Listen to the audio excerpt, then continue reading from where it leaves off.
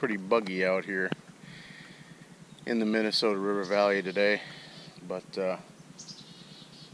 that's the way it is when you're going after chanterelles.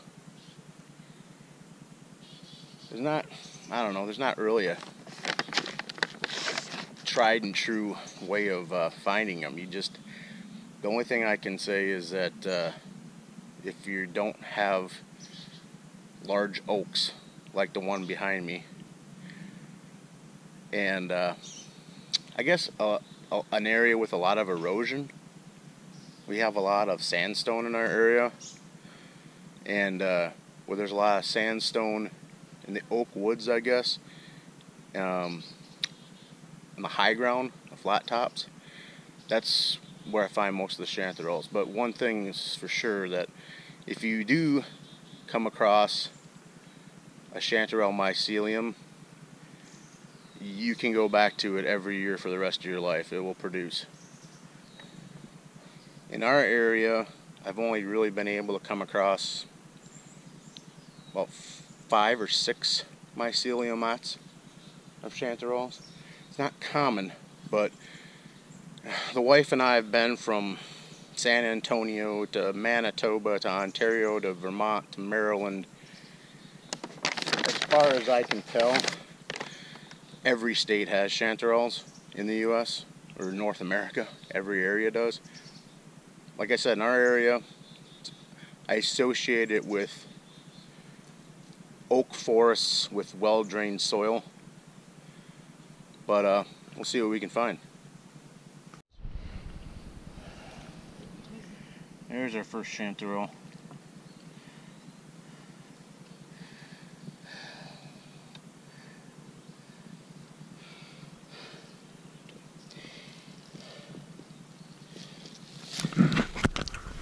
Looks like they might have a couple bugs in them, but when I get home, I'll show you that you can still get quite a lot out of even buggy chanterelles. If you know what you're doing, they're pretty easy to clean. See those folds? Those aren't true gills. What is it, Cher? Chanterelles sebaris.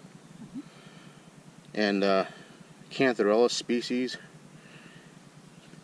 they're kind of like false gills. But anyway, that's where the spores come from, just like gills or pores on a regular mushroom. But hopefully we can come up with more than just this. Those there look pretty unpickable, but those first two are alright.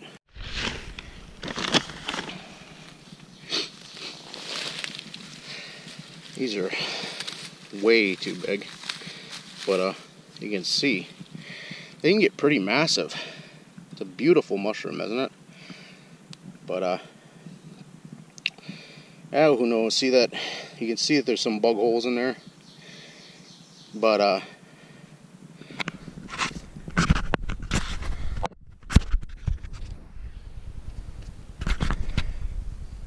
we may still be able to get some food out of that mushroom. They've released enough of their spores already that I'm basically just gonna pick whatever I find. I mean, I've picked like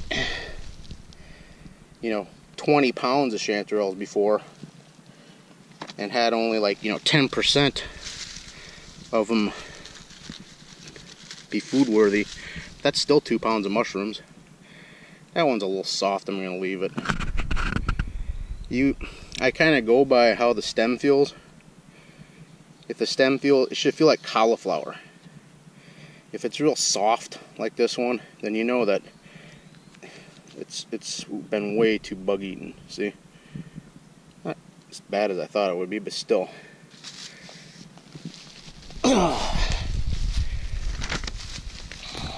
Chanterelles grow very slow.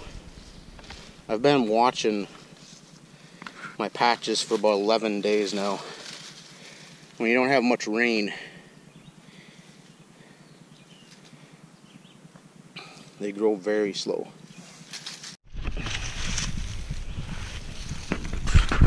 Here's a pretty nice chanterelle. That's actually perfect. If I had my way, they'd all be like this. A little bit more advice on finding chanterelles.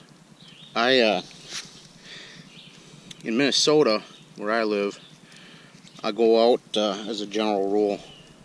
The 1st of July is when I'll go out and check my patches. If we've had a lot of rain, you know, they might have grown enough that I can pick them. Usually though, it takes about 7 to 10 days, sometimes even a couple weeks, for them to mature to the correct size. But so like I said, if I'm going out in early July, then someone that lived in like central Iowa, I would say go out mid-June. If you live in like St. Louis, Missouri, I would say go out in early June. You know, to give you an idea, depending on your longitude, where you're at, north, south, and if you're in Manitoba, southern Manitoba, Winnipeg area, or if you're like in Quantico Park, someplace like that, southern Ontario, then I'd say start looking in late July. But just to give you a general idea. And then up there, I don't know what the pattern is for what they like to grow around. Seems like we find them inside kind of high ground, well-drained areas again, in like moss. But like I said, around here, well-drained soil, high ground, oak deciduous forest, maybe deciduous coniferous mix, but definitely with oaks.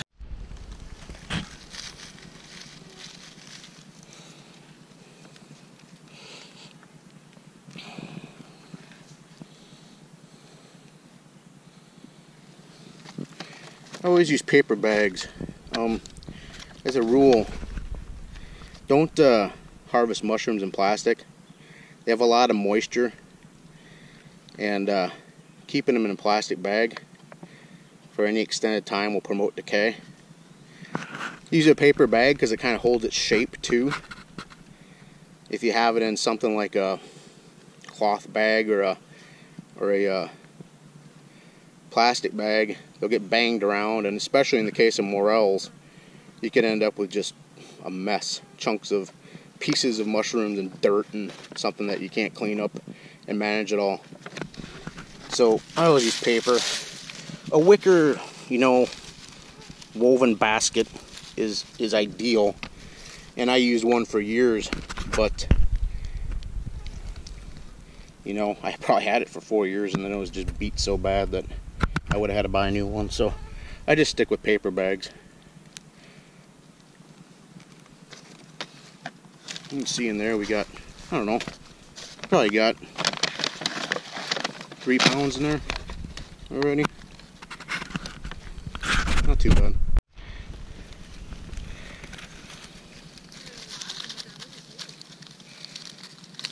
Yeah.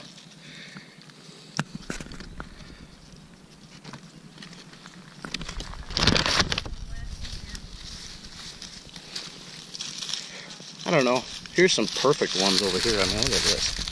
This is just fantastic. Look at that. I don't know if you're not familiar with chanterelles. They have kind of a spicy flavor to them, but they smell like fresh apricots. Like if you were to stick your nose in this bag right now, it smells like fresh apricots. Definitely a food that makes your tummy rumble when you smell it. Beautiful.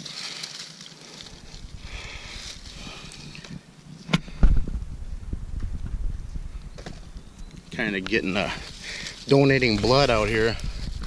to the mosquito cause. We're wearing bug nets, but they're still aggravating.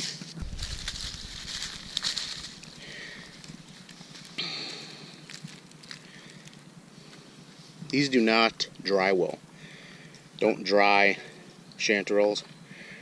When they reconstitute, they're kind of tough and leathery.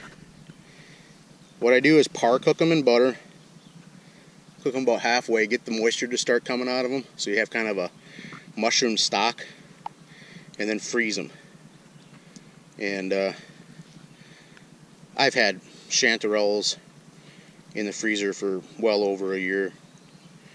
And as long as you par cook them before you freeze them, you know, you just take them out straight frozen, put them right in a cast iron skillet, fry them up, and they taste just as good as fresh.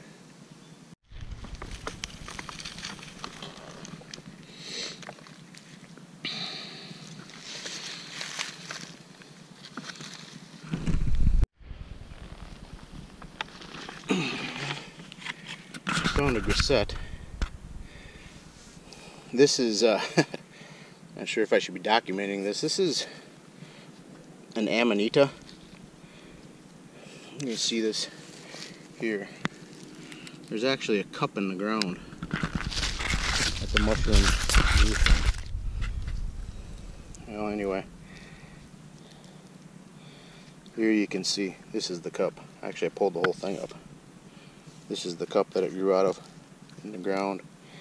Now, if this was white and grew out of a cup, snow white and grew out of a cup, and had a skirt underneath the gills, that would more than likely be a deadly mushroom. The way you can tell if an amanita is edible is if the skirt is not present, and you can see that there never was one. And look at the margin. See the cap margin? It's striated. See those lines? All the way around. You want to make sure they're true striations. Not a old amanita with a collapsed cap against the gills. True striations. And you can see that's a gray cap. A dark gray cap. That's a grisette. And it's perfectly edible. Not very good fresh, oddly. You can't really dry it. It doesn't dry well. So what I do is I par cook it, just like the chanterelles, and freeze it. It's amazing in spaghetti sauce. This one mushroom, hardly ever do they have bugs in them. So this one mushroom will fill out a small batch of, you know, spaghetti sauce, pasta sauce. Not for beginners, but really delicious. This is a regular grisette. Tawny grisettes have a tannish brown cap, and they usually grow in much greater numbers, at least a dozen mushrooms to a mycelium. And if you find patches of that, you can go back every year and pick them.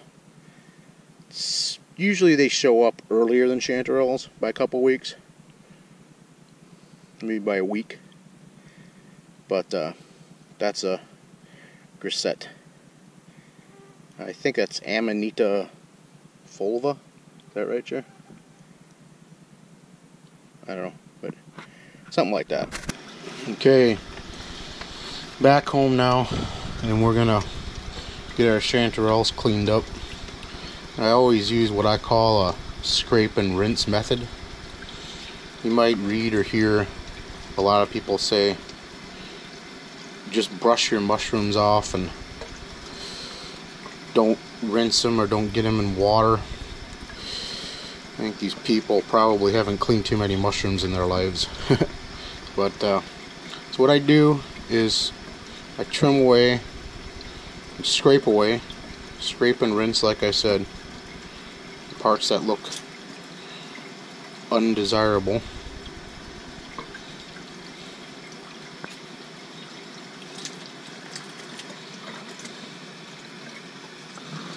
And then I'll rinse. Cap. Looks like this one's got a bit of bug activity in it.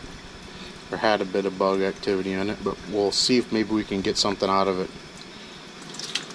Let this one grow a little too big.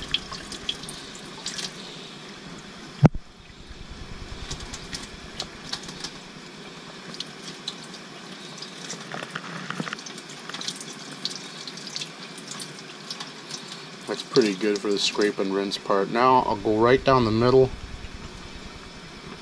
lengthwise. Okay, it's not too bad. We'll see if we can get some of these bug holes removed. They always work from the center. The whatever it is, a gnat or whatever, lays its eggs in the top of the cap, and they always work from the top and the middle outward. So you want to go from the center. See, there's a bug hole, so you know bug's been there. Would it hurt if you ate that? No, more protein, but I just don't like the idea of eating bugs if I don't have to.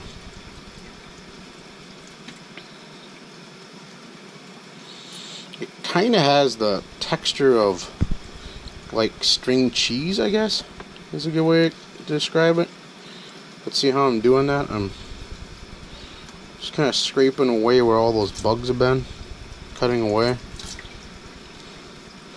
Yes, I'll end up with a bunch of refuse, but just throw it in your compost pile. Or in my case, I just throw it in the yard.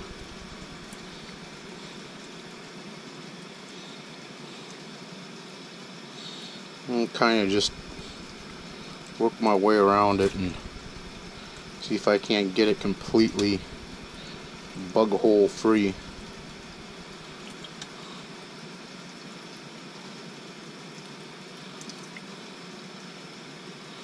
Yeah, that's a pretty good mushroom there. Piece, I should say.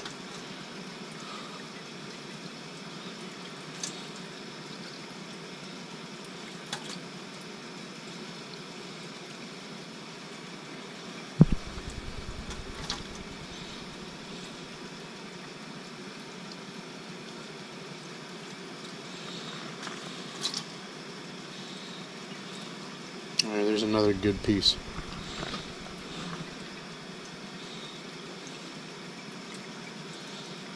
Go from the center out. Looks like they chomped a little bit more on this side of the mushroom.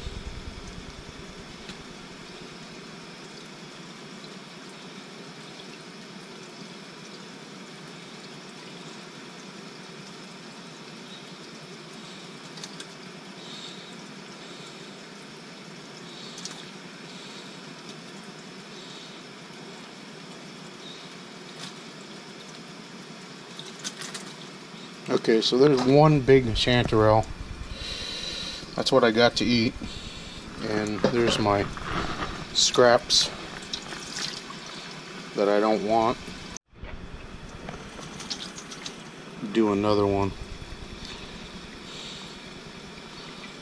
Kind of carving away that base.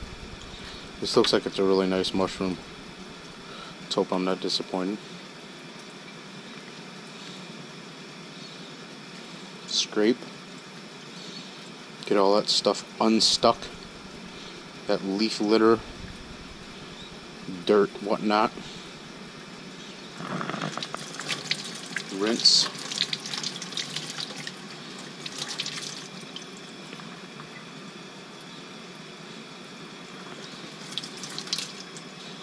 There, that cap's clean. Now the gills have dirt in them, or they're not true gills, but where the spores reside. And I'll scrape away some of that, some of those false gills to make sure I get that grit out. The most unpleasant thing about wild mushrooms is eating ones that are not cleaned properly. And then you get a mouthful of grit. You don't want that. See how I'm just scraping that out?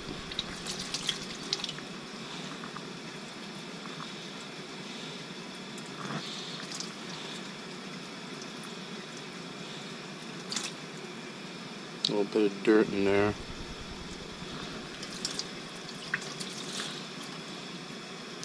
There, that's a pretty good looking mushroom. Now let's split it.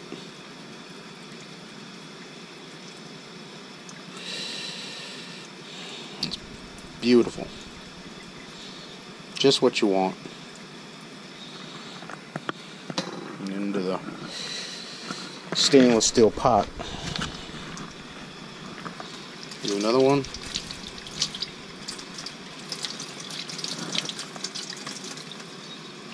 I'm not submerging it in water per se, just enough to rinse off the grit.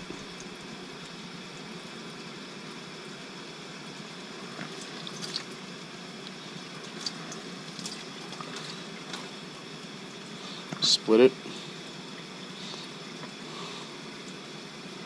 Look at that. That's a beautiful chanterelle.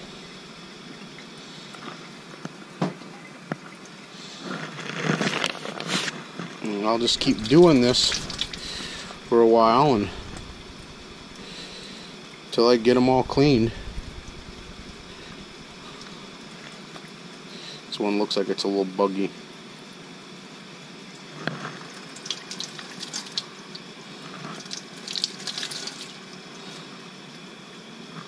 We'll find out. Yeah, that one's really been munched on by the larvae. This one might not be salvageable. That one I'm not going to even use. Be left with almost nothing.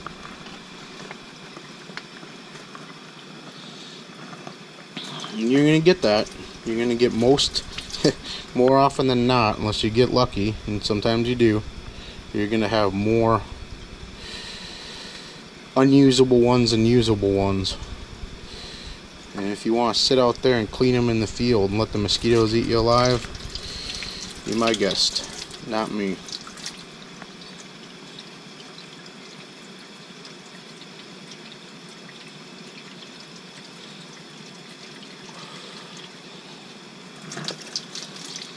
Not this guy. I like to donate as little blood to the mosquito cause as possible. That one's not too bad, actually. Looks like they got a little bit of the top of the cap. See those little holes where the bugs have munched, the grubs, larvae. But I'll still be able to get something out of it, I guarantee that. Chopping away until I see almost no bug holes. I might have to kind of trim the cap away a little bit here.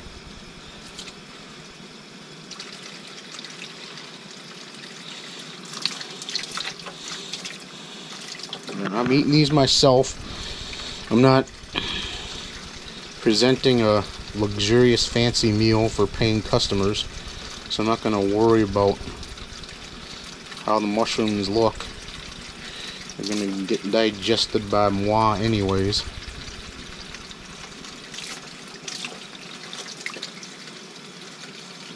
A little bit of grit there on the false gills.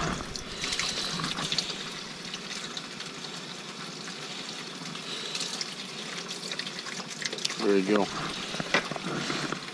I guess there is a somewhat of a poisonous look-alike to chanterelles. It's called a jack-o'-lantern mushroom. I've only come across it once in our area, but it actually, other than it being orange cap and then that sort of convex shape or whatever, concave, whatever shape, it doesn't look like a chanterelle because it has true gills. True gills are blade-like. These are like wrinkles. See? So, I've never had a problem with them, running into them or misidentifying them. Just read up and memorize as much as you can. For me, winter's a good time to do that, since I can't be outside picking. And then you'll be surprised if you read enough and memorize enough photos and literature that you'll usually end up finding stuff every once in a while in the woods that you go, hey, is that something edible? Because you'll have kind of a snapshot of it in your mind. It's happened to me many times. It's happened to me a couple of times this year already.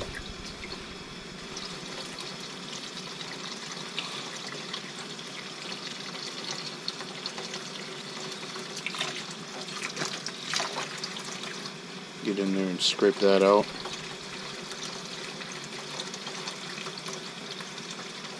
And then rinse it. It's pretty clean. I'm gonna guess this one's bug free. Ah. Got the cap on me.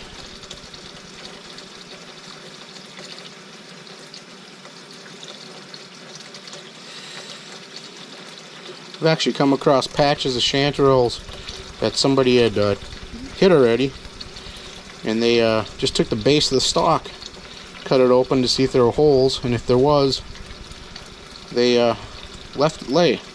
I picked them up, cleaned them home, took them home, cleaned them, and had a nice amount of mushrooms to eat. So don't go by that. You go by the top and then center outward. Check it.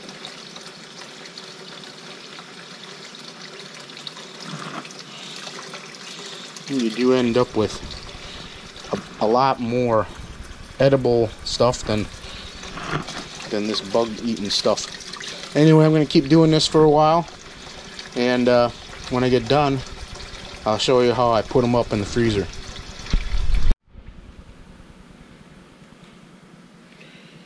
There's our chanterelles all cleaned up. Ended up with about 4 pounds. Pretty standard. And that's that amount. And then there's our bits and dirt and scraps and bug eating parts. So, you know, you gotta cut a bit of it away, but it's definitely worth it. Now I'll get them cooked down a little bit and then put them up in the freezer.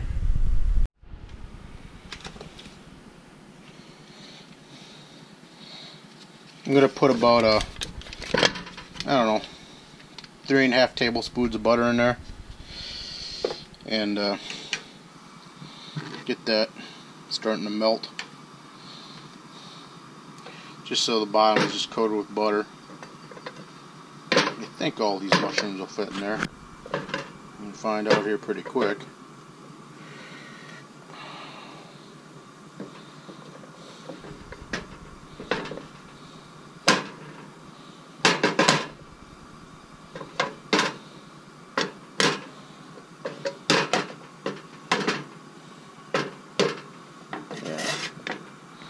Now let's see if all these mushrooms will fit in here.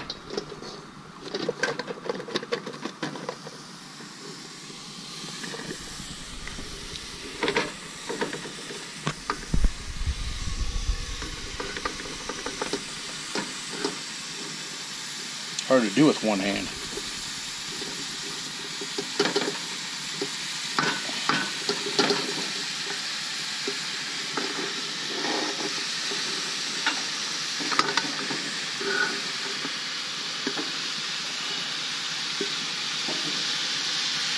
Yeah, barely.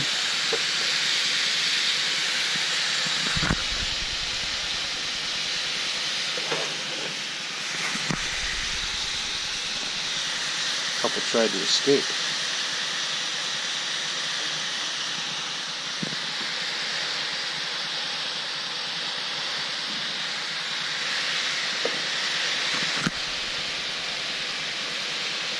Alright, so I'm going to turn the heat down on that, I don't know, to about just under medium, and get the top on, seal her up. Oh, I missed a stalk. Here.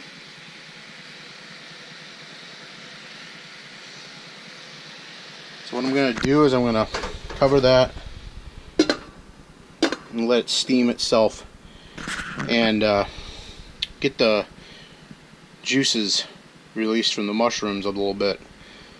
I get a little stock going. A lot of times it'll actually look like mushroom soup. Mushrooms have so much moisture in them, but and once that cooks down enough, then we'll get them in containers and put them in the freezer.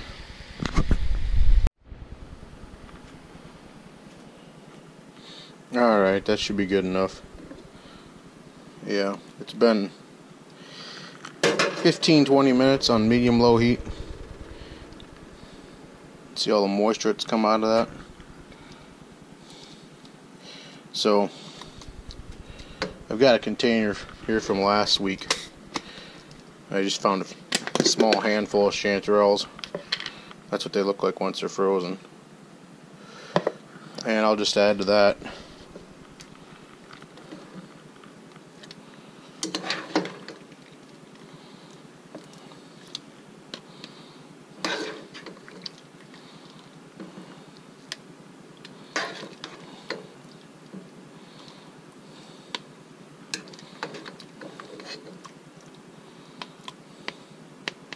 oh, that's pretty good.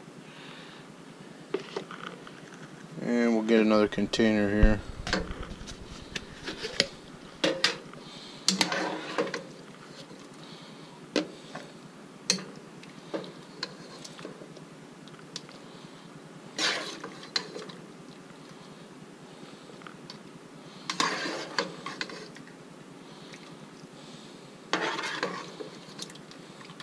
Kind of want to end up with 3 servings, so where I can eat them 3 times. So we'll balance them out a little bit here. Another container.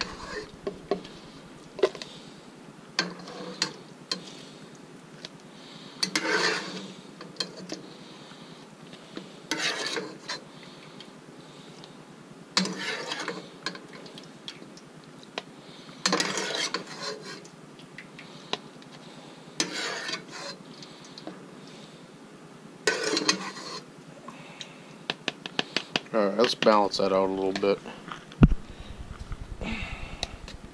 That container was a little bigger. So, you know, one more in here.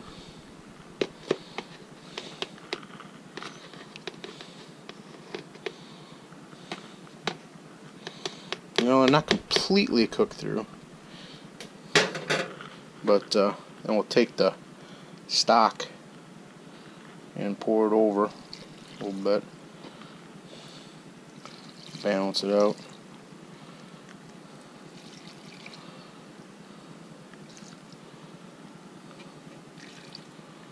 And then make sure the rest of them go in this.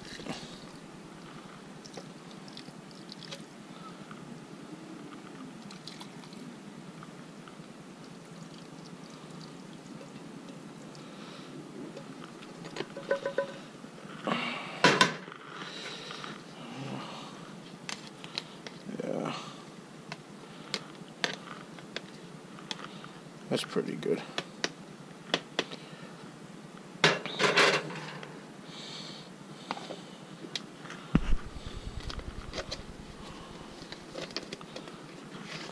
Oops, wrong lid for wrong container.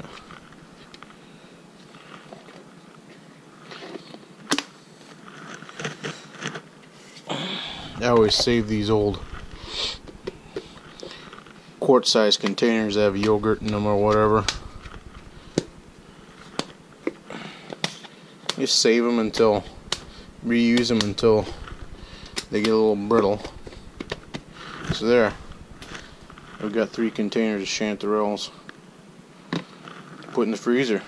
Those will go in the freezer, and whenever I want a side dish of wild mushrooms, I've got it. Num num.